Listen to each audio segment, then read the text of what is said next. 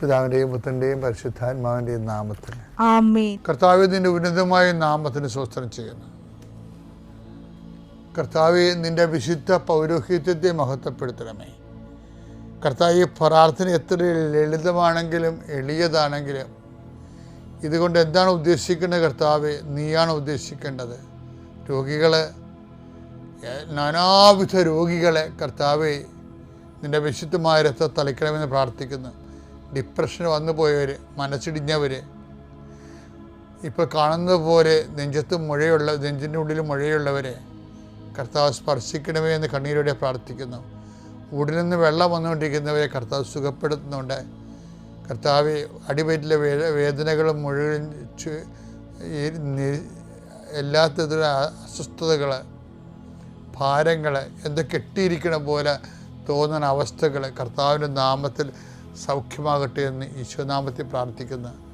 കർത്താവ്, ഇന്ന് ജോലി അന്വേഷിച്ച് പോകുന്നവരെ, കർത്താവ് ഓപ്പറേഷന് വേണ്ടി ഒരുങ്ങിക്കൊണ്ടിരിക്കുന്നവരെ, ഓപ്പറേഷൻ 2.5 മണിക്കൂർ ഉണ്ടാകുമെന്ന് കേട്ടപ്പോഴൊരു പ്രയാസം നേടുന്നവരെ, അതിനെക്കുറിച്ച് ഭയങ്ങൾ തോന്നുന്നവരെ, എല്ലാ ഓപ്പറേഷനുകളെയും കർത്താവിൻ്റെ നാമത്തിൽ ഞാൻ ആസ്വദിക്കുന്നു. കർത്താവ്, പ്രസവത്തിലെ കുഞ്ഞിന് വെയിറ്റ് കൂടുതലാണ്, സിസേറിയൻ വേണമെന്ന് പറഞ്ഞപ്പോൾ അങ്ങനെ പറഞ്ഞിരിക്കുന്നവർ, അങ്ങനെ ഓരോരോ വിഷയത്തിൽ പ്രസവ സംബന്ധമായ വിഷയങ്ങളിൽ വിഷമിക്കുന്നവരും വേദനിക്കുകയും വീർമുട്ടുകയും ചെയ്യുന്നവരുടെ എല്ലാ ഭാരങ്ങളും മാറി മാതാവ് പ്രസവത്തിൻ്റെ ഓപ്പറേഷൻ്റെ ടൈമിൽ അല്ലെങ്കിൽ പ്രസവത്തിൻ്റെ സമയം നിൻ്റെ കൂടെ കൈകൾ പിടിച്ചുകൊണ്ട് പരിശുദ്ധ അമ്മയെ നിന്നെ ഏൽപ്പിക്കുന്നു. നിത്യം പിതാവും പുത്രനും പരിശുദ്ധാത്മാവായ സർവ്വേശ്വര എന്നേക്കും ആമേൻ. അമ്മേ പരിശുദ്ധ അമ്മേ, അമ്മേ പരിശുദ്ധ ദൈവമാതാവേ, കൃപാസനത്തിലൂടെ ഞങ്ങളുടെ ദേശത്തിനും അമ്മ മധ്യസ്ഥം തേടി തന്ന എല്ലാ അനുഗ്രഹങ്ങൾക്കും കൃപകൾക്കും ഞങ്ങളിപ്പോൾ ഹൃദയം നിറഞ്ഞ നന്ദി പറയുന്നു. അമ്മേ പരിശുദ്ധമ്മേ, ദൈവമാതാവേ, 2004 ഡിസംബർ 7 ഉച്ചകഴിഞ്ഞ് 2:30 കൃപാസനത്തിൽ സംഭവിച്ച അമ്മയുടെ പ്രത്യക്ഷപ്പെടലിനെക്കുറിച്ച് തിരുസഭയ്ക്ക് സമർപ്പിച്ചിരിക്കുന്ന പഠനരേഖകളുടെ മേൽ സഭാത്മകമായ പഠനം ആരംഭിക്കുവാൻ ഞങ്ങൾ പ്രാർത്ഥിക്കുന്നു. അമ്മേ പരിശുദ്ധമേ, ഭൂസ്വർലോകങ്ങളുടെ രാജ്ഞിയായ അങ്ങേയ്ക്ക് ഭൗമസംരക്ഷണത്തിനായി പ്രപഞ്ചപ്രകൃതിയെ തന്നെ തിരുസഭ പ്രതിഷ്ഠിക്കുവാൻ ഈ പ്രത്യക്ഷീകരണം വഴി ഇടയാക്കണമേ. പരിശുദ്ധമേ, ജപമാല മാതാവേ, സകല കൃപാസനം പ്രാർത്ഥനയോടും ഞങ്ങളിപ്പോൾ പ്രാർത്ഥിക്കുന്ന ഈ കുടുംബത്തിന്റെ പ്രത്യേക നിയോഗം പറ മക്കളെ.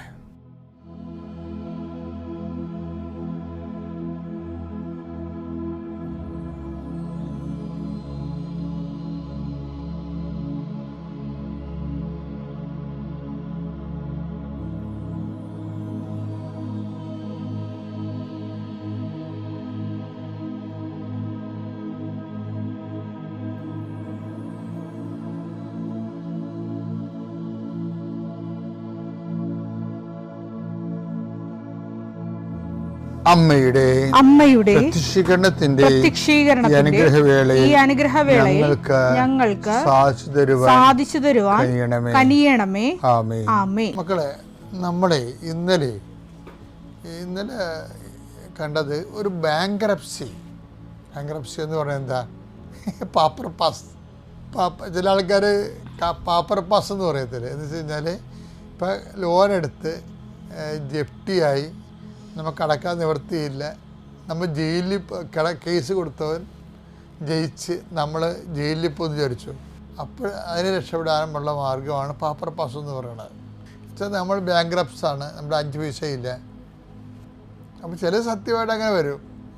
അപ്പോൾ ഇതുപോലെ ആത്മീയമായിട്ട് നമ്മൾ പാപ്പർ പാസ്സാകും, നമ്മുടെ ഒന്നുമില്ല, നമുക്ക് സ്വർഗസ്ഥായ പിതാവ് ചെല്ലാനുള്ള ആവത് പോലും ഉണ്ടാകത്തില്ല. അപ്പം അങ്ങനെ പള്ളിയിൽ പോകാൻ തോന്നത്തില്ലെന്നൊക്കെ ഞാൻ ഇന്നലെ പറഞ്ഞില്ലേ, പ്രാർത്ഥിക്കാൻ തോന്നത്തില്ല. ആ പാടെ ഒരു ബാങ്ക്രപ്സി, ഒരു വരണ്ട വാക്കുമായി പോകും. ഇപ്പോൾ എല്ലാം നമ്മളിങ്ങനെ എല്ലാം ഇങ്ങനെ റിസോഴ്സ് തീർന്നു പോകുന്ന അവസ്ഥ. അങ്ങനെ ഒരു സംഭവം വന്ന് നമ്മൾ എന്തു ചെയ്യും? പ്രാർത്ഥിക്കാതെ മുന്നോട്ട് പോകാൻ പറ്റണില്ല, പക്ഷെ പ്രാർത്ഥിക്കാനൊട്ടും തോന്നുകയില്ല, അതിനുള്ള വിശ്വാസമില്ല, ഒരു തരം ശൂന്യമായ ഒരവസ്ഥ വന്നാൽ എന്തു ചെയ്യും? അതിനിപ്പോൾ ചെയ്യേണ്ട ഒരു കാര്യമാണ് ഇന്നലെ ഞാൻ ഒന്ന് പറഞ്ഞായിരുന്നു. എന്താണ്? ചെയ്യണമെല്ലാം ക്രൂശിക്കപ്പെട്ട ക്രിസ്തു ചെയ്യണമെന്ന് ഇന്നലെ പറഞ്ഞായിരുന്നു. ഇന്ന് ഞാൻ നിങ്ങളോട് പറയാൻ പോകുന്നത്, അതായത് ഇപ്പോഴേ പൗലോസ് അപ്പോസ്തലനൊക്കെ പറഞ്ഞില്ലേ, കുറേ എന്തെങ്കിലും ഇപ്പം നിങ്ങൾ ബാങ്ക്രപ്സി ആയി പോയെന്ന് വിചാരിച്ചോ, നിങ്ങൾക്ക് ആത്മീയമായ ഒരു കൃപയും ഇല്ല, സീറോ ഗ്രേസ് ആണെന്ന് വിചാരിച്ചോ, അപ്പം എന്ത് ചെയ്യാമെന്നറിയാമോ? കുറച്ച് അനീതികളൊക്കെ ഉണ്ടല്ലോ, കുറച്ച് ആൾക്കാർ നമ്മളോട് ഇപ്പോൾ അനീതികളൊക്കെ ചെയ്യത്തില്ലേ? ഇപ്പം എന്നോട് കുറേ ആൾക്കാർ അനീതി ചെയ്തിട്ടുണ്ട്. ഞാൻ ചെയ്തിട്ടുണ്ടെന്ന് അറിയത്തില്ല. നമ്മൾ ചിലപ്പോൾ എല്ലാം നല്ലോണം പറഞ്ഞിരിക്കും, ചില ആൾക്കാർക്ക് അത് മോശമായിട്ട് വരുമല്ലോ. അപ്പോൾ ഏതായാലും നമ്മൾക്കെതിരെ ഈ സമൂഹത്തിൽ നമ്മൾ അനീതികൾ ചെയ്യും. അനീതികൾ പലതരത്തിൽ നമ്മുടെ കയ്യിൽ നിന്ന് മറ്റുള്ളവർക്ക് അനീതി വരുമല്ല. മറ്റുള്ളവർ ചെയ്യണ അനീതി നമുക്കെതിരെ അനീതി ചെയ്യുന്നവരില്ലേ, നമുക്കെതിരെ. അപ്പോൾ അങ്ങനെ വരുമ്പോൾ, ഇപ്പോൾ ഉദാഹരണത്തിന് ഇപ്പോൾ എംപ്ലോയ്മെൻറ്റ് കഴിഞ്ഞ ദിവസങ്ങളിൽ എംപ്ലോയ്മെൻറ്റിൽ നിന്ന് എനിക്ക് 40 വയസ്സായിച്ചായി, ഇനി എംപ്ലോയ്മെൻറ്റിൽ നിന്ന് എനിക്ക് കാർഡ് വരുവാന്നറിയത്തില്ല. അപ്പോൾ ഞാൻ ആ കാർഡ് നോക്കിയപ്പോൾ എംപ്ലോയ്മെൻറ്റ് കാർഡ് കറുത്ത കാർഡ്, എംപ്ലോയ്മെൻറ്റ് കാർഡ് വെളുത്ത കാർഡായിരുന്നു. ഇത് ഇരുന്ന് ജോലി കിട്ടാതെ എപ്പോഴും പുതുക്കി ഇടയ്ക്ക് വല്ലപ്പോഴൊക്കെ വരുന്ന് വിളിക്കും. അങ്ങനെ അപ്പം അവർ പറഞ്ഞു അവർക്ക് ജോലി വേണം. ഒരു 40 വയസ്സ് കഴിഞ്ഞാൽ പിന്നെ വിളിക്കത്തില്ലല്ലേ അവർ. അപ്പോൾ ആ ഒരു കണ്ടീഷനിലായി അപ്പം ഇതുപോലെ. പക്ഷേ ജോലിക്കുള്ള മെമ്മോ നമുക്ക് എംപ്ലോയ്മെൻറ്റിൽ നിന്ന് വന്നെന്ന് വിചാരിക്കുമ്പോൾ പണ്ട് അൺഎംപ്ലോയ്മെൻ്റ് ഉണ്ടായി, തൊഴിലില്ലാവേദന ഉണ്ടായിരുന്നില്ല. അപ്പോഴും ഇതുപോലെ നമുക്ക് ഇപ്പോൾ വേതനത്തിന് വേണ്ടി കാർഡൊക്കെ വരും. അപ്പോൾ ഗവൺമെൻറ്റിൽ നിന്ന് അന്വേഷണം വരില്ല ആദ്യം. അപ്പോൾ ആൾക്കാർ നമ്മുടെ വീടിൻ്റെ അടുത്തൊക്കെ വന്ന് അന്വേഷിക്കുമ്പോൾ ഇന്ന ആളിനെ തൊഴിലില്ലാവേദന അനുഭവിച്ചിട്ടുണ്ട് അയാൾക്ക്. അപ്പോൾ ചില കഥാപാത്രങ്ങളുണ്ടാവില്ല എല്ലാ നാട്ടിലും. അവർ പറയേ അവരെവിടെ അമേരിക്കയിലാണ്, ബാംഗ്ലൂർ, അവരവിടെ എന്ത് ജോലിയാണല്ല, ഒരു ജോലിയില്ലേ, വീട്ടിൽ നിൽക്കാൻ പറ്റാതെ വേറെ എവിടെ പോയി നിൽക്കായിരിക്കും. പക്ഷെ എന്നാലും ആൾക്കാർ നമ്മളെങ്ങനെ സഹായിക്കും. അതുകൊണ്ട് അവരുടെ ജോലി ഉണ്ടല്ലേ എന്താണെന്ന് പറഞ്ഞാൽ അത് ക്യാൻസൽ ചെയ്യും, സഹായം ക്യാൻസൽ ചെയ്യും. അപ്പോൾ അയൽവാസികൾ ചെയ്യണ സഹായങ്ങളാണ്. ഇതുപോലെ അനീതികൾ ചിലപ്പോൾ ഒരു കല്യാണക്കാര്യം വരുമ്പോൾ അന്വേഷിക്കണത് ഇതുപോലെ റോഡേ വന്നിട്ട് നമ്മൾ ആൾക്കാർ അന്വേഷിക്കുമല്ലോ, ഞങ്ങളുടെ വീട്ടിൽ നിന്നൊരു കല്യാണം, ഇവിടുന്ന് ഇന്ന വീട്ടിൽ നിന്ന് കല്യാണം എടുക്കുന്നു, അപ്പോൾ അതുകൊണ്ട് ഞങ്ങളവിടെ അന്വേഷിക്കാൻ വന്നാണെന്നൊക്കെ പറയുമ്പോൾ കേൾക്കണം പറയും, അതൊക്കെ ശരിയാണ്, ഒന്ന് അന്വേഷിച്ചിട്ടൊക്കെ വേണം അതൊക്കെ ചെയ്യാനെന്ന്. വേറെ ഒന്നും ആരും പറയത്തില്ല. എന്ന് വെച്ച് കഴിഞ്ഞാലേ പെണ്ണിന് അല്ലെങ്കിൽ ചെറുക്കൻ എന്താ കുഴപ്പമുണ്ടെന്ന് പറഞ്ഞാൽ ഒന്ന് അന്വേഷിച്ചിട്ട് വേണം ഇതൊക്കെ ചെയ്യാനെന്ന്. അവർ വല്ലതും അവർ തെറ്റൊന്നും ചെയ്തില്ലല്ലോ, അവർ പറഞ്ഞു ഇത്രയേ ഉള്ളൂ, അന്വേഷിക്കണമെന്ന്. എന്ന് വെച്ച് കഴിഞ്ഞാൽ അതിൻ്റെ അണ്ടർ മീനിങ് എന്താ? ആ വീട്ടുകാർ ആ പയ്യൻ കല്യാണം കഴിക്കാൻ പറ്റാത്ത ആളാണെന്നാണ്. അനീതി ഇങ്ങനെ കുറേ പേര് നമ്മളോട് ചെയ്യും, ഓരോരുത്തരത്തിൽ. ഈ അനീതി ഇപ്പോൾ ചില ആൾക്കാർ, ചില കടക്കാർ വന്ന് എന്നോട് പറയും, എൻ്റെ അച്ഛ കാശ് കിട്ടുമ്പോൾ കാശില്ലാത്തപ്പോൾ ഓടി എൻ്റെ അടുത്ത് വരും, 1/2 കിലോ അരി, ശർക്കര, തേയില, ഗോതമ്പെന്നൊക്കെ പയറെന്നൊക്കെ പറഞ്ഞ് വരും. കാശ് കിട്ടുമ്പോൾ എൻ്റെ മുമ്പിലൂടെ വേറെ കടയിൽ പോകുമെന്ന് പറയും. ഇതൊക്കെ ആൾക്കാർ ചെയ്യണതാണേ ഇങ്ങനെ. അപ്പോൾ നമുക്ക് സങ്കടം തോന്നും. നമ്മുടെ കടയിൽ അവർക്ക് പട്ടിണി വന്നപ്പോൾ നമ്മളാണ് സഹായിച്ചത്. പക്ഷേ 10 പൈസ കിട്ടിയപ്പോൾ അവർ നമ്മുടെ കടയിൽ പോയി 2 അപ്പുറത്തെ കടയിൽ പോകും, അല്ലെങ്കിൽ ടൗണിൽ പോയി മേടിക്കും. അപ്പം നിറവില്ലാത്തവരുണ്ടാകും കുറേ പേര്. നമ്മുടെ ആധ്യാത്മികം വളരാത്തതിൻ്റെ കാരണം ഈ സൂക്ഷ്മജീവികളാണ്. നിറവില്ലായ്മയുടെ സൂക്ഷ്മജീവികൾ എല്ലാവരുടെ ജീവിതത്തിലൊക്കെ കുറേശ്ശെ ഉണ്ട്. അപ്പം ഇത് വരുമ്പോൾ ഇതുമൂലം ഉണ്ടാകുന്ന അനീതികളുണ്ട്.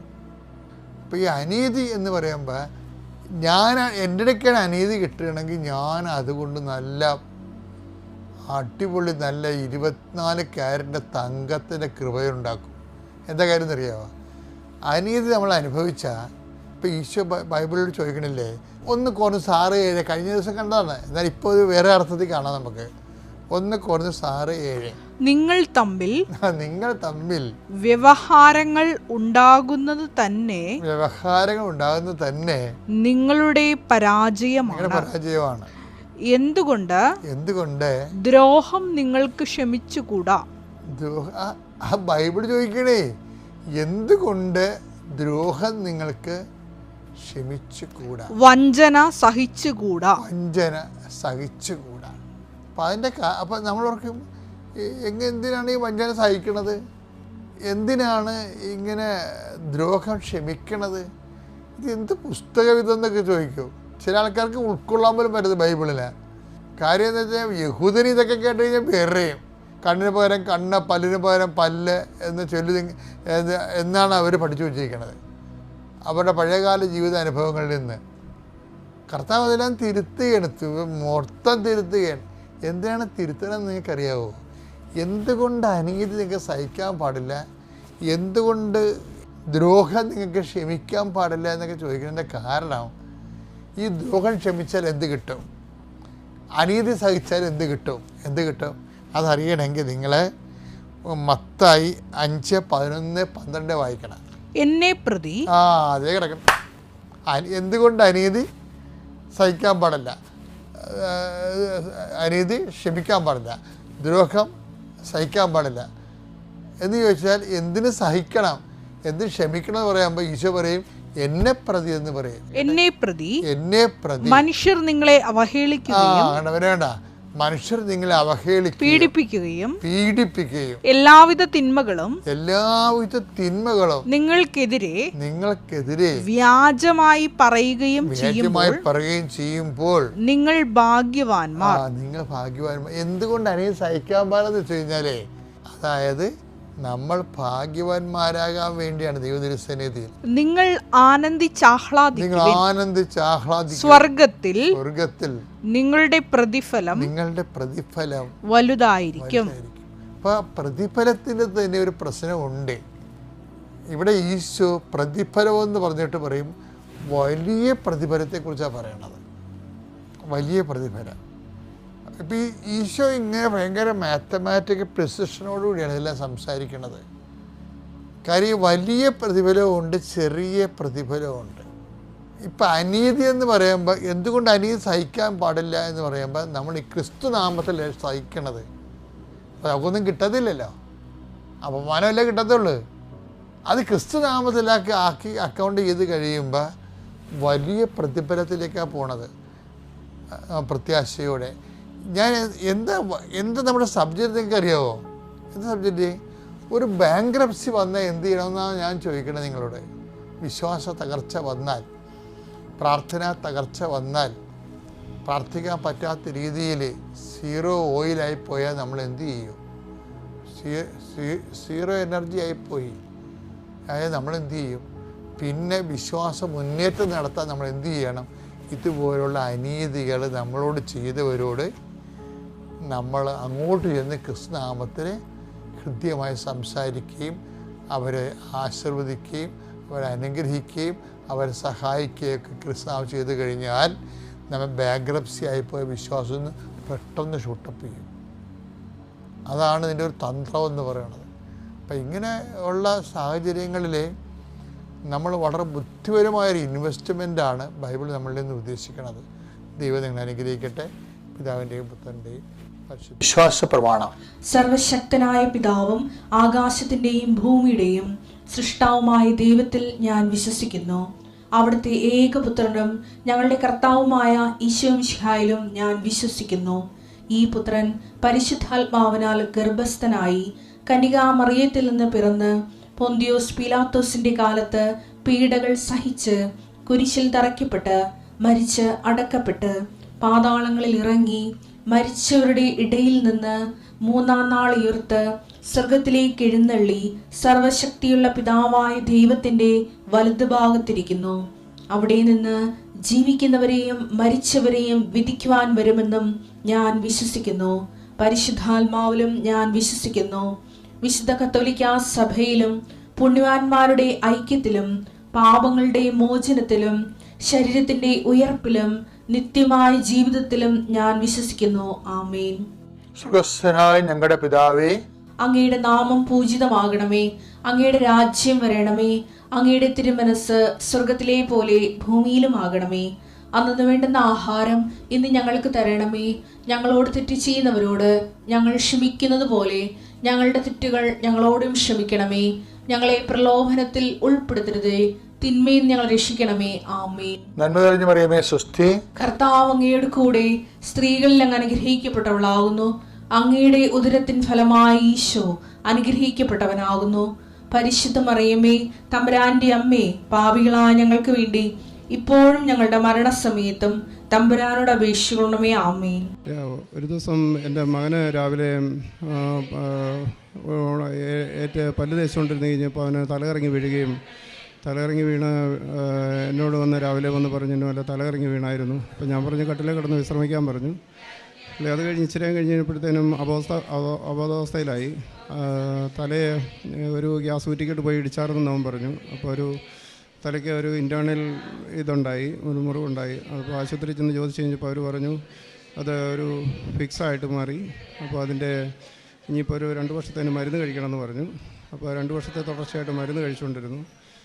അതിൻ്റെ ഇടയ്ക്ക് എനിക്ക് ഒരു വീഴ്ചയിൽ എൻ്റെ കാലിനൊരു പരിക്ക് പറ്റിയായിരുന്നു. അപ്പോൾ ഞാൻ ഒരു 2-3 മാസത്തെ വിശ്രമം വന്നായിരുന്നു. ഒരു മെയിൻ വെയിൻ കട്ടായി പോയായിരുന്നു, ലെഗമെൻറ്റ്.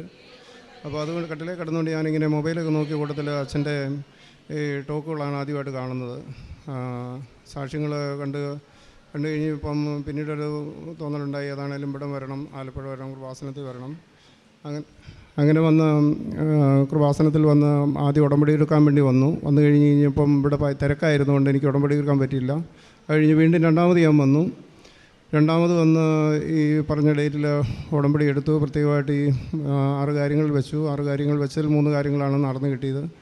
അപ്പോൾ ഈ 2 വർഷത്തെ മരുന്നിന് കഴിച്ചുകൊണ്ടിരിക്കുന്നതിനിടയ്ക്ക് ഡോക്ടറുടെ അടുത്ത് ചെല്ലുമായിരുന്നു EGG എടുക്കാൻ വേണ്ടിയിട്ട്. ഒരു പ്രാവശ്യം ഒന്നുപോലും നോർമലായി കിട്ടിയില്ല. അങ്ങനെ ഇരിക്കുന്ന പല പ്രാവശ്യവും ഇങ്ങനെ പിന്നീട് ഉടമ്പടി തൈലവും മാതാവിൻ്റെ പ്രത്യേകമായിട്ട് മധ്യസ്ഥ പ്രാർത്ഥനകളെല്ലാം ഞങ്ങൾ സ്ഥിരമായിട്ട് രാവിലെയും വൈകുന്നേരവും കുടുംബ പ്രാർത്ഥനകളെല്ലാം കൃത്യമായിട്ട് ഞങ്ങൾ നടത്തിക്കൊണ്ടായിരുന്നത്. പിന്നീട്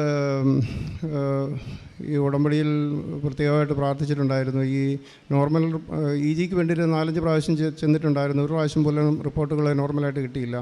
ഈ കഴിഞ്ഞ മാസം അപ്പോൾ ഞാൻ പ്രത്യേകമായിട്ട് നിയമം വെച്ചു, ഇനിയുള്ള ഈ EG എടുക്കാൻ ചെന്ന് കഴിയുമ്പോൾ നോർമലായിട്ട് റിപ്പോർട്ട് കിട്ടുകയാണ് തീർച്ചയായിട്ടും അതൊരു മാതാവിൻ്റെയും തിരുക്കുമാരൻ്റെ ഒരു അത്ഭുതമായിട്ട് കൂട്ടി ഇവിടെ വന്ന് പ്രത്യേകമായിട്ട് സാക്ഷ്യം പറഞ്ഞോളാവുന്നു. അതുപ്രകാരം ഞാൻ പോയി ഇവനും കൂടെ പോയി EG റിപ്പോർട്ട് എടുത്തു. അത് കൃത്യമായിട്ട് പറഞ്ഞ പോലെ തന്നെ നോർമലായി കിട്ടി. അത് ഈശോയുടെയും മാതാവിൻ്റെയും പ്രത്യേക അനുഗ്രഹമാണെന്ന് സാക്ഷ്യപ്പെടുത്തുന്നു. അതോടുകൂടി അവൻ്റെ രോഗം പൂർണ്ണമായിട്ട് പോയെന്നുള്ളത് ഞാൻ ഉറച്ച് വിശ്വസിക്കുകയാണ്. അതുപോലെ തന്നെ എനിക്ക് വസ്തു സംബന്ധമായ പ്രശ്നമുണ്ടായിരുന്നു വർഷങ്ങളായിട്ടുള്ളത്. അത് സ്വന്തം പേരിൽ ആയി കിട്ടി. എല്ലാ കാര്യങ്ങളും നടക്കുകയില്ലെന്ന് വിശ്വസിച്ചുകൊണ്ടിരുന്ന കാര്യമായിരുന്നു. അത് കൃത്യമായിട്ട് സ്വന്തം പേരിലായി കിട്ടി. അതുപോലെ ഇവനൊരു സ്കിൻ അലർജി ഉണ്ടായിരുന്നു. ഈ മരുന്ന് കൃത്യമായിട്ട് ഇങ്ങനെ കഴിച്ചുകൊണ്ടിരുന്നതിൻ്റെ പേരിൽ മുഖത്ത് മുഴുവനും തലയിലും ഒക്കെ ഒരു സ്കിൻ അലർജി, ഒരു വെളുത്ത ഒരു പാട് പോലെ മുഖത്തോടെ എല്ലാം വരുമായിരുന്നു. കൃത്യമായിട്ടും പുറത്ത് കാണത്തക്ക രീതിയിൽ അത് വല്ലാണ്ടൊരു വിഷമം ഉണ്ടാക്കുമായിരുന്നു ഞങ്ങൾക്ക് എല്ലാവർക്കും. ആ ഒരു സ്കിൻ അലർജിക്ക് വേണ്ടി പ്രത്യേകമായിട്ട് ഉടമ്പടി തൈലവും പ്രാർത്ഥനകളും എല്ലാം തേനും ഉപ്പും എല്ലാം ഉപയോഗിക്കുന്നുണ്ടായിരുന്നു. വെള്ളത്തിലൊക്കെ ഉപയോഗിക്കും. അപ്പോൾ അങ്ങനെ അത് ആ ഒരു സ്കിന്നിൻ്റെ അലർജി കൃത്യമായിട്ടും വ്യക്തമായിട്ടും എടുത്ത് കാണിക്കുമായിരുന്നു. അതിപ്പോൾ ഒട്ടും ഇല്ലാണ്ട് പൂർണ്ണമായിട്ടും മാറിക്കിട്ടിയിരിക്കുന്നു. അതുപോലെ തന്നെ നടുവിന് വേദന ഉണ്ടായിരുന്നു എനിക്ക്. അതൊരു 25 വർഷമായിട്ടുള്ളതായിരുന്നു. തീക്ഷ്ണമായ വേദനയായിരുന്നു. ആ തീക്ഷ്ണമായ വേദന പൂർണ്ണമായിട്ടും എനിക്കത് മാറിക്കിട്ടിയിരിക്കുന്നു. ഇപ്പോൾ ഒരിക്കൽ പോലും ഇല്ല. അല്ലെങ്കിൽ സ്ഥിരമായിട്ട് കുത്തിവെപ്പോയി എടുക്കണമായിരുന്നു. കുനിയാനോ നൂരാനോ മൊബൈൽ പോലും പോക്കറ്റിൽ നിന്ന് എടുക്കാൻ പറ്റിയില്ലായിരുന്നു. ഡ്രൈവ് ചെയ്യാൻ പറ്റത്തില്ലായിരുന്നു. ഒന്നും പറ്റിയില്ലായിരുന്നു. വല്ലാത്ത അവസ്ഥയായിരുന്നു. പൂർണ്ണമായിട്ട് മാറിക്കിട്ടി. അതുപോലെ തന്നെ മദ്യപാനം ഉണ്ടായിരുന്നു. ഒരു 20 വർഷത്തിന് മുകളിലോട്ട് സ്ഥിരമായ മദ്യപാനമായിരുന്നു. അപ്പോൾ ഈ ഉടമ്പടി എടുത്തു കഴിഞ്ഞാൽ പിന്നെ ഇപ്പോൾ ഏതാണ്ട് 5 വർഷമാകുന്നു. അങ്ങനെയൊരു സംഭവം ഉണ്ടായിട്ടില്ല. മദ്യപാനം ഒരിക്കലും ആ ഒരു കാര്യത്തിലോട്ട് കടന്നിട്ടേ ഇല്ല. ഇനി ഒരിക്കലും അത് ആവർത്തിക്കുകയെന്നുള്ള തിരുനാമത്തിൽ ഞാൻ സാക്ഷ്യപ്പെടുത്തുകയാണ്. അങ്ങനെ പ്രേക്ഷിത പ്രവർത്തന കാരുണ്യപ്രവർത്തികൾ പറഞ്ഞു കഴിഞ്ഞാൽ കാരുണ്യപ്രവർത്തികൾ ഒരു അനാഥാലയങ്ങളിൽ അവിടെയൊക്കെ പോയി അവർക്ക് തുണികളും വസ്ത്രങ്ങളൊക്കെ പ്രത്യേകമായിട്ട് കൊടുത്തു വിടാറുണ്ട്. പ്രായം ചെന്നവർക്കും അല്ലാത്തവർക്കും ആരും അറിയാണ്ടും അറിഞ്ഞുകൊണ്ടും ഒക്കെ അവർക്ക് വേണ്ട ഭക്ഷണങ്ങളും പൈസകളും ഒക്കെ ആയിട്ട് ഒത്തിരി കൊടുക്കാറുണ്ട്. പിന്നെ പത്രങ്ങളാണെങ്കിലും ഞങ്ങൾ കൃത്യമായിട്ട് മേടിച്ചുകൊണ്ട് പോയി വളരെ അത് അർഹതപ്പെട്ടവർക്കും തോന്നുന്നവർക്ക് തന്നെയാണ് കൊടുത്തുകൊണ്ടിരിക്കുന്നത്. ചുമ്മാ കൊടുത്ത് ഇവിടെയും കൊടുത്തു പോകുമല്ലായിരുന്നു ചെയ്തുകൊണ്ടിരിക്കുന്നത്. മേടിക്കുന്നും അത് ഉപയോഗിക്കുന്നു തോന്നുന്ന ആൾക്കാർക്ക് മാത്രം കൊടുത്തുകൊണ്ടായിരുന്നത്. സമയമെടുത്ത് തന്നെ കൊടുക്കുമായിരുന്നു. പെട്ടെന്ന് കൊടുത്ത് തീർത്ത് കഴിഞ്ഞാൽ അത് ശരിയാകില്ലോ എന്ന് ഓർത്തിട്ട്. അതുപോലെ രാവിലെയും വൈകുന്നേരവും കൃത്യമായിട്ടുള്ള പ്രാർത്ഥനകൾ ഞങ്ങൾ കൂട്ടിയെടുക്കാൻ തുടങ്ങി. ഇവിടെ ഒരിക്കൽ പോലും അച്ഛൻ്റെ ഒരു ഉടമ്പടി ധ്യാനം മുടക്കാറില്ല. അതുപോലെ തന്നെ സുവിശേഷമാണേലും ഞാൻ മൊബൈലിലാണ് കൂടുതൽ സമയം ഈ കൂട്ട് 1 മണിക്കൂർ 1.5 മണിക്കൂർ വരെ കേൾക്കുകയാണ് ചെയ്യുന്നത് കൂടുതലായിട്ട്. അത് ജോലി ചെയ്തുകൊണ്ടിരിക്കുന്ന സമയത്തങ്ങളാണ് കൂടുതലായിട്ട് അത് ചെയ്തുകൊണ്ടിരിക്കുന്നത്. ധ്യാനങ്ങളാണെങ്കിലും അച്ഛൻ്റെ ഒരു ദിവസം ഒരു ധ്യാനമെങ്കിലും കൂടാത്ത ഒരു ദിവസം തന്നെ ഇല്ല എനിക്ക്. എല്ലാ ദിവസവും കൃത്യമായിട്ട് തന്നെ ഞങ്ങൾ വീട്ടിലെ എല്ലാ കാര്യങ്ങളും നന്നായിട്ട് പോകുന്നു. ഈ ഉടമ്പടി എടുത്തു കഴിഞ്ഞാൽ പിന്നെ എല്ലാ കാര്യങ്ങളും ഞങ്ങൾക്ക് വീട്ടിൽ കൂടുതലായിട്ട് അനുഗ്രഹങ്ങൾ കിട്ടിക്കൊണ്ടിരിക്കുന്നു. അപകടങ്ങളാണെങ്കിലും തുടർക്കഥയായിരുന്നു എനിക്ക്. ഒരിക്കൽ പോലും അപകടമില്ലാത്ത ദിവസങ്ങളില്ല. കാലെല്ലാം ഒടിഞ്ഞിട്ട് കമ്പി കവരെ ഇട്ടിരിക്കുന്ന അവസ്ഥയുണ്ട്. അതെല്ലാം ഇപ്പോൾ ഈ ഒരു 3-4 വർഷമായിട്ട് ഈ ഉടമ്പടി എടുത്തേ പിന്നെ ഒരിക്കൽ പോലും അങ്ങനെ ഒരു സംഭവം ഉണ്ടായിട്ടില്ല. അല്ലെങ്കിൽ എവിടെ നിന്ന് എങ്ങനെയാണെന്ന് അറിയത്തില്ല, അപകടങ്ങൾ തന്നെ. ബൈക്കാണെങ്കിലും കാറാണെങ്കിലും എല്ലാം ഏത് സമയത്തും അപകടങ്ങൾ തന്നെയായിരുന്നു. വൻ അപകടങ്ങളായിരുന്നു, മരണകരമായ കാര്യങ്ങൾ തന്നെ. അതെല്ലാം തീർത്തും മാതാവിൻ്റെയും ഈശോയുടെ എല്ലാം സംരക്ഷണം കൊണ്ട് എനിക്ക് പൂർണ്ണമായിട്ടും ഒരു സംരക്ഷണം എനിക്ക് കിട്ടുന്നുണ്ട് ഇപ്പം.